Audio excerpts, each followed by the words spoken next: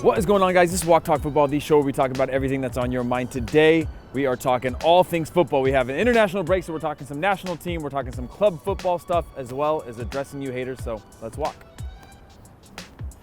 So first off, great question. Thoughts on supporting multiple teams? Well, if you ask me, I don't ever support the same teams from the same leagues. There is truly just one team that I support, but look, as a fan, you can support as many teams as you want. You have to catch the slack from your friends who say you shouldn't. You have to deal with everybody on the internet who says you should only support one team. But if you're from the US especially, you weren't really raised necessarily with a single team. Now with MLS and other leagues starting to be more established, well, RIP and ASL at the moment, but other leagues starting to be more established, people are starting to be raised with that one team, but that doesn't mean you can't like a team from the Premier League and an MLS team and a Bundesliga team. But do what you want to do. You're a fan. If you're a fan, you can do whatever you want, support who you want. So don't let me stop you from that. But I do think that you should put as much passion as you can into a team and then support other teams whenever you can. Next question: What World Cup game would you want most to see? Yours is Portugal versus Argentina, two best players of their generation out there battling it out. Mine would be France versus Belgium. France has such a young crop of players. I think they're the next golden generation. We saw with Germany. We have Belgium currently in their golden generation, so I'd want to see them play Belgium. Belgium, we're getting to the end of their golden generation. If they don't do it now, I'm not sure they're ever going to be able to get it done. Not necessarily win a World Cup, but I'd like to see them go deep in the tournament. So that matchup there would be so exciting. Lots of young players, stars from all the teams, just out there getting after it, fearless. I don't know, it'd just be a fun game for me. Can Bayern Munich win the treble, and who should be their next manager?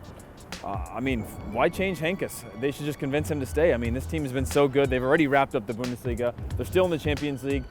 We'll go right here, since we're being blocked by, guys, this is part of what the show is. Sometimes you get blocked by cars and you gotta pivot a little bit. I say keep Henkes there. I don't see why you should change him. Pay him the money that he wants. I know he probably doesn't want that pressure, but the team is in top form right now, and let's see where they go in the Champions League, and then make a decision from there. But also, lots of love from Egypt, and congrats on the baby. Thank you, appreciate that. I think I answered that question before. About a year ago, during one of your Walk Talk Footballs, you said that if Zlatan joins LA, he would perform well. And he's had injuries since then. He's not quite as good as before. Do I think he's still going to perform well? First of all, I appreciate you remembering stuff that I say, because I don't remember anything that I say. I've said all kinds of outlandish on the show, but that was one thing that I did mean, and I think he will do well. Of course, injuries, if he is fit and healthy, people didn't think he would do well at Manchester United. He did great until he had an injury. PSG, he dominated. Everywhere he's gone, he's dominated, and I think he's kind of an ageless guy, and his game can shift in whatever the demands are. If they manage him right, obviously the travel's going to be something like he's never experienced before. So if he can stay healthy, I think he's going to be dominant. I think LA is going to love him. He is kind of, in my opinion, the second iteration of David Beckham. David Beckham served its purpose, but I think that Zlatan has an ability to do more than him in other ways in terms of on the field. But he's a huge presence, and it's going to only make that new kind of rivalry between LAFC and Galaxy even better. Not new, I guess it is new. New, Galaxy's not new, LAFC is new. That rivalry between them. Chivas, USA, El Clasico all over again, but with a new team. Is Thomas Tuchel the right guy for Arsenal? I don't know if anybody's the right guy for Arsenal right now. They've got this cultural they're at like a shifting point culturally, that they need to reestablish who they are as a club, what they stand for, what their goals are. They haven't won trophies in so long, or a major trophy in so long, that needs to be a focus. And Tuchel, after his people think he might not be the right guy, but you can argue that about anybody. But in his first year on the job at Dortmund, after Klopp left, who is now this beloved guy at Liverpool, who also hasn't won anything, he performed well with them. He's brought them to the Champions League. He's brought them to the knockout stages of the Champions League after having players sold. He also had the most points in that season of any team not to win the Bundesliga. So obviously he knows how to perform well. Then they went on and sold players, and he then continued to do well in the Europa League. He's done well in the Champions League. So of course, I think his style of play, he likes that exciting style of attack. He scored the most goals in the Bundesliga when he was at Dortmund. So all those things I think fit in well with what Arsenal stands for. I think he's also very much a guy who puts a lot of emphasis on how his team plays defensively, and I think he'll be able to get that done as well. Again, he needs the money and the support to be able to do that, but as of right now, I don't see another option out there aside from a Diego Simeone or something like that, who's definitely not going to go to a club like Arsenal at the moment. Goalkeepers are criticizing the Telstar for being so hard to hold on to. and thus will make long shots more difficult to save. Goalkeepers complain about everything. You could give them anything, they'd still find a way to complain about it. I'm just kidding. Goalkeepers are great. They're necessary evil, but most goalkeepers that I do know, they're kind of weird guys, but weird in a good way. As a former player, oh no, I lost the question. Where'd it go? Oh, as a former player, do I think it makes much of a difference in a tournament? Yeah, you saw everybody with the Jabulani down in South Africa because of the elevation, the way the ball moved. It was very difficult for people to predict, but that's all part of the game. That's what makes the game so exciting. And so far, I've gotten to play around with the Telstar a decent amount, and I like it. But I'm not a goalkeeper, and I don't have to face shots from 25 outwards, knuckling and moving and dancing all over the place and have the chance of looking like an idiot in front of the entire world. Why isn't anyone talking about Portugal's chances in the World Cup? We are. First of all, we are talking about the chances in the World Cup with Bernardo Silva, Gelson Martins, Bruno Fernandes, and Guedes. Great addition to the Euro 2016 winning squad. Our squad is not just Ronaldo, far from that. World-class players in every area. But here's the thing. When you didn't have world-class players in every area, you were good at the Euros because you guys were very pragmatic in your style of play. You weren't exciting, you weren't fun to watch. Ronaldo wasn't fun to watch, but you guys grinded it through with one win in regular time in the entire tournament, but somehow you guys won the tournament. You guys are gonna have that same approach. If you try to go with that star approach, very rarely do you win the World Cup. So find that balance, and then we'll talk about you guys being not favorites, but having a chance to go deep in the tournament. The big question is, who's better in their prime, Cristiano Ronaldo or Brazilian Ronaldo? I'm from the generation of Brazilian Ronaldo, and we'll never know what kind of player he could have been because of the injuries, but he was insane as a player. He was powerful, he was fast, he was strong, he could finish, he could pass, he could do just about everything. He didn't have any weaknesses until he had his knee injuries, and then he got fat. But the point is that he, in my opinion, was the best player ever to play the game. Better than Messi, better than Ronaldo, but obviously those guys have accomplished way more in their careers. They've accomplished more over time, so you can't really argue that. You can't argue against Messi or Ronaldo at the moment, but especially when you're comparing generations, it's a lose-lose. But at least for me, old Ronaldo was the best player of all time and was my favorite player ever. And most kids that I grew up around wanted to be just like him. What is that? That is so loud. That's scary. Somebody's just closing a truck. Don't worry, guys. I'm fine right now. Which is your underdog team to watch in the World Cup for you? For me, it's Iceland, Japan, and Egypt. Also, what's your favorite World Cup kit right now?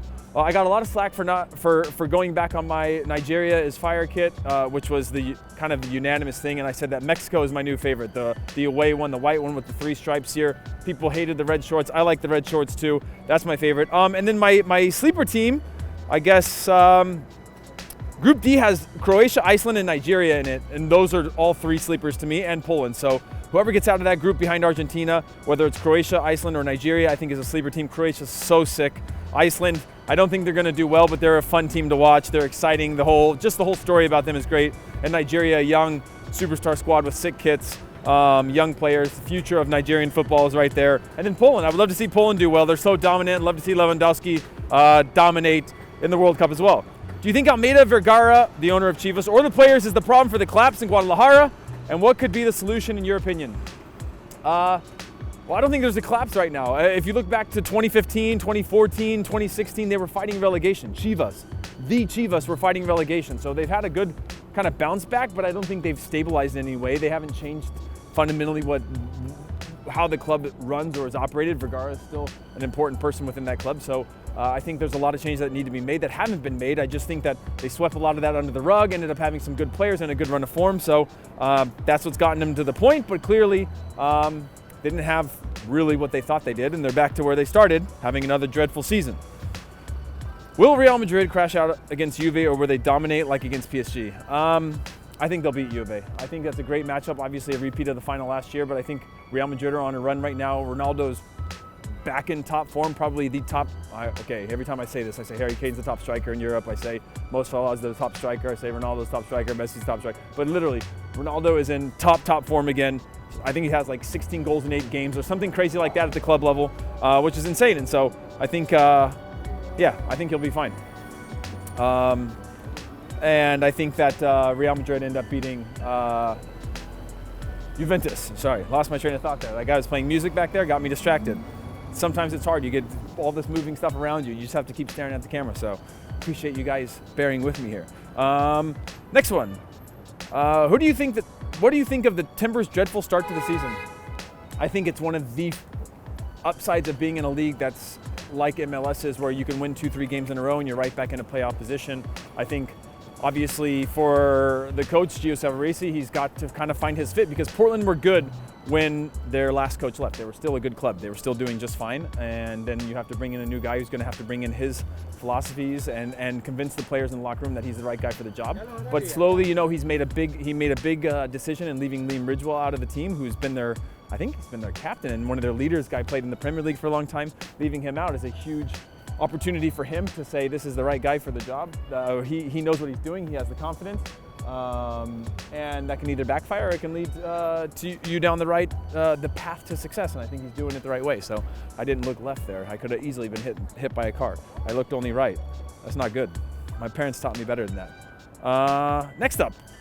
Oh wait, I guess that's it. It's time to address you haters, guys. My favorite part of the show. Worst football channel ever, says Arjun. Thank you, appreciate that. We are the worst football channel ever. But I appreciate you commenting on the worst football channel ever. This channel fell off.